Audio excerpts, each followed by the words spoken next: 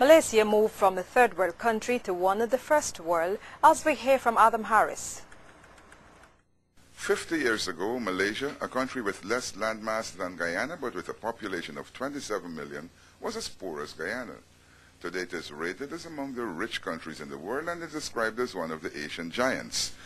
Deputy Minister of Finance in Malaysia, Dato Dr. Ngian Yen, said that part of this development is rooted in the investment in the young people as well as investments in health.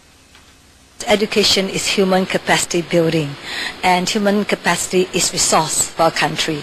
Malaysia is a small country, 27 million population, and we need to make sure every brain works well. We usually allocate about 20 to 25% of our operational budget for education, and for many countries that's a lot. Education is for the greater part free. There is a free book lending scheme, thus making books available to every child. This year, Malaysia has introduced what Minister Ngian Yen describes as a budget for extracurricular activities. The drive is to ensure that the children do more than excel academically. This allocation is intended to see that they develop social skills. There is a free uniform for every family that earns less than 1,000 Malaysian dollars a month. That's 65,000 Guyana dollars. The monitoring system is also critical.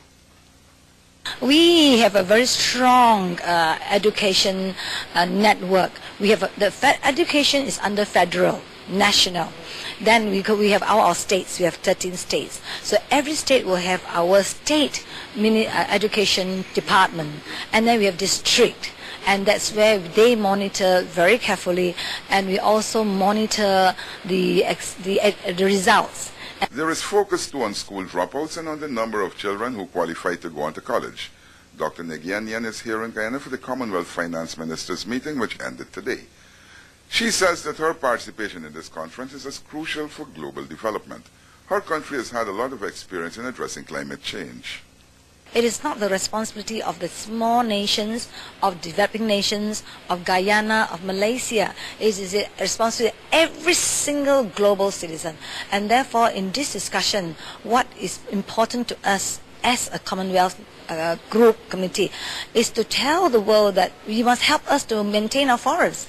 And there were the bilateral discussions with President Jagdeo. Adam Harris, Prime News.